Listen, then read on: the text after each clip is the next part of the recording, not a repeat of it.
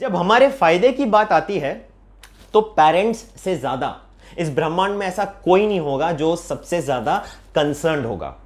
But दोस्तों, जब भी फाइनेंशियल एडवाइस की बात आती है तो ऑब्वियसली सबसे बड़ी सोर्स, मतलब सबसे बड़ी ट्रस्ट वर्दी सोर्स तो पेरेंट्स की एडवाइस ही होती है। बट क्या वो एडवाइस हमारे फायदे में होता है? क्या वो आज के वक्त को देखते हुए रेलेवेंट होता है?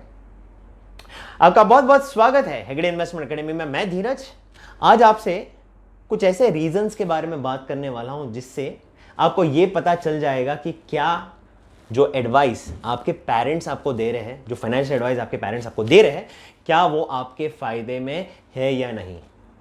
तो चलिए स्टार्ट करते हैं आज का व्लॉग।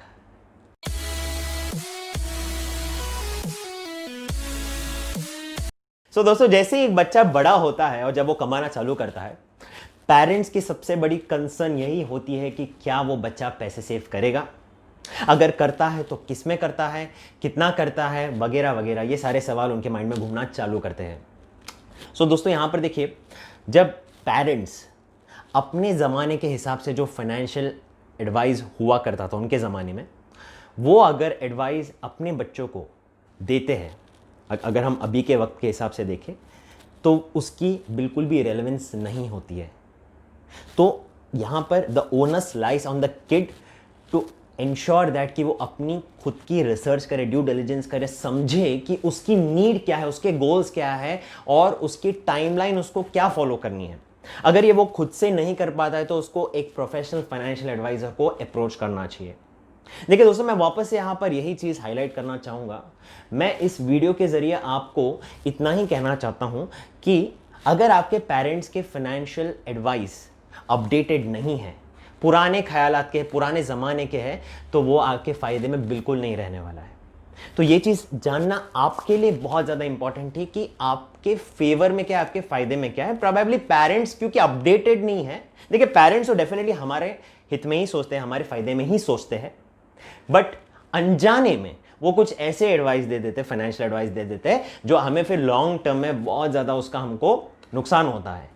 तो मैं आज आपको कुछ ऐसे रीजंस देने वाला हूं, ओके, जिससे आपको ये पता चल जाएगा कि ओके, अगर ये रीजन, मतलब ये अगर एडवाइस आपके पेरेंट भी दे रहे हैं आपको, तो क्यों आपको उसको अवॉइड करना चाहिए, क्यों उनको आपको अच्छे से समझाना चाहिए कि क्यों ये मेरे फायदे में नहीं है और क्यों मुझे अभी बदलते हुए समय के हिसाब से अपने फाइनेंशियल एडवाइस को भी बदलना चाहिए। आज यही चीज पे हम फोकस करेंगे। Reason number 1, no difference between insurance and investment. दोस्तों, अगर आपने नोटिस किया होगा अपने कभी पेरेंट्स के, अगर आपने इन्वेस्टमेंट सेविंग्स को अगर ध्यान से देखा होगा, तो उनके इन्वेस्टमेंट पोर्टफोलियो में सबसे ज़्यादा वेटेज होती है लाइफ इंश्योरेंस पॉलिसीज़ की, स्पेशली ट्रेडिशनल इंश्योरेंस पॉलिसीज़ की। तो उस वक्त में, उस ज़माने में अगर हम देखें तो ज़्यादा ऑप्शंस नहीं हुआ करते थे, तो फिर इस वजह से वो लोग सबसे ज़्यादा इन्वेस्टमेंट्स लाइफ इंश्योरेंस, मतलब ट्रेडिशनल इंश्योरेंस पॉलिसीज़ में ही करते थे। तो ये बहुत ही नेचुरल सी बात है कि वो सेम इंस्ट्रूमेंट, वो सेम एडवाइस वो अपने बच्चों को भी देंगे। तो ऐसे में ये एक तो पहले जानना ज़रूरी है कि उनके ज़माने में अगर हम देखें, उनकी जो वर्किंग स्पैन हुआ करती थी ना, वो सबसे ज़्यादा लंबी हुआ करती थी। मतलब वो लोग at a very early stage they used to start working as soon as they graduate. तो 20-21 साल से ही वो फिर जॉब करना चालू करते थे और फिर 60 उम्र तक जॉब वो करते थे, कंटिन्यू करते थे। तो मतलब ऑलमोस्ट 40 साल तक की उनकी वर्किंग स्पैन हुआ करती थी। तो ये वर्किंग स्पैन में वो जो भी सेविंग्स करते थे ऐसे किसी इंस्ट्रूमेंट में, ट्रेडिशनल प्लान्स में, तो वो उनके लिए सफिशिएंट होता था। बिकॉज ट्रेडिशनल प्लान्स, दोस्तों देखिए ध्यान से सुनिएगा, ट्रेडिशनल प्लान्स बहुत कम रिटर्न्स देते हैं और उसमें जो लाइफ इंश्योरेंस रहती है वो भी बहुत ही इनएडेक्वेट रहती है। तो मतलब जहाँ पे रिटर्न्स कम है और लाइफ इंश्योरेंस की कवरेज कम है, प्रोबेबली वो हमारे प्रीवियस जनरेशन वालों के लिए ज़्यादा सूटेबल थी। बट अगर हम देखें आज हमारे जनरेशन की अगर हम बात करें, तो ये इंस्ट्रूमेंट बिल्कुल भी सूटेबल नहीं है। बिकॉज यहाँ पर अगेन वर्किंग स्पैन कम हो गई है। ओके, अभी अगर हम देखें ऑन एन एवरेज एक यंग एडल्ट 28 या 30 साल से काम करना चालू करता है, फिर उसके बाद से वो सेटल होते होते देन उस 20-25 साल में ही अपने पूरे फॉर्च्यून को बिल्ड करने को देखता है। मतलब 50-55 में अगर वो रिटायर होता है तो महज वो 20-25 साल के लिए ही काम करता है। तो ये 20-25 साल में उसके एस्पिरेशंस बहुत ज़्यादा होती है, उसको रिटर्न्स ज़्यादा से ज़्यादा कमाने पड़ते हैं, उसकी लाइफ इंश्योरेंस कवरेज उसको ज़्यादा से ज़्यादा रखनी पड़ती है, बिकॉज उसके ऊपर बहुत सारी लाइबिलिटीज़ होती है। देखिए, एक चीज़ हमेशा ये जान के चलिए, हमारे से जो प्रीवियस जनरेशन वाले थे ना, उनकी क्या ज़रूरतें थी? उनकी ज़रूरतें थी सिर्फ रोटी, कपड़ा और मकान। और आज हमारी ज़रूरतें क्या है? हे कम ऑन, ज़िंदगी ना मिलेगी दोबारा। एस्पिरेशन दोस्तों बहुत ज़्यादा बढ़ चुकी है जनरेशन वालों की, इस वजह से लाइबिलिटीज़ भी बहुत ज़्यादा बढ़ चुकी है। तो उसको देखते हुए आपके पास एक बहुत बड़ी लाइफ इंश्योरेंस कवरेज होनी ज़रूरी है, जो आप ट्रेडिशनल प्लान से अफोर्ड नहीं कर सकते।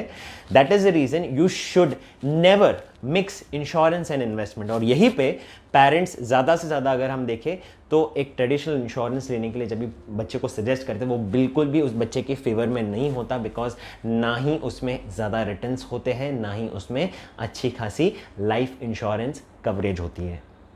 Reason number 2, not enough knowledge of new investment tools.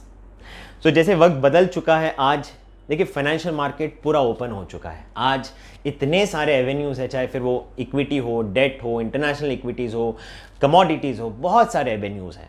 तो ऐसे में क्योंकि अभी हमारे प्रीवियस जनरेशन वाले इतने ज़्यादा अपडेटेड नहीं है ये सारे करंट इन्वेस्टमेंट एवेन्यूज़ को लेकर, सो जाहिर सी बात है वो उसके बारे में सजेशन ही नहीं दे पाते हैं। बट इसका ये मतलब नहीं है कि आप खुद से वो रिसर्च नहीं कर सकते हैं। So as I said, the owners lies on us, that is on the kid to understand कि हम वो एवेन्यूज़ के बारे में जाने, ओके, कितनी हमारी रिस्क लेने की कैपेसिटी है, उसके बेसिस में वो एवेन्यू डिसाइड करें। बिकॉज जब भी मैं इक्विटी की बात करता हूँ तो ऑब्वियसली इक्विटी रिस्की है, बट इक्विटी शॉर्ट टर्म के लिए कभी नहीं लेना चाहिए, वो हमेशा लॉन्ग टर्म के लिए होना चाहिए। शॉर्ट टर्म के लिए आप डेट इंस्ट्रूमेंट्स में इन्वेस्ट कर सकते हैं। तो ये सारी चीज़ें, ये सारी नॉलेज जब आप खुद से लेते हैं तो आप इन्वेस्टमेंट डिसीजंस लेने में और ज़्यादा कॉन्फिडेंट हो जाते हैं। तो यही इंपॉर्टेंट है, जब हम पेरेंट्स के इन्वेस्टमेंट एडवाइस को फॉलो करते हैं जो अपडेटेड नहीं होता है, जो आज के वक्त के हिसाब से नहीं होता है, तो लॉन्ग टर्म में हमारा ही घाटा होता है।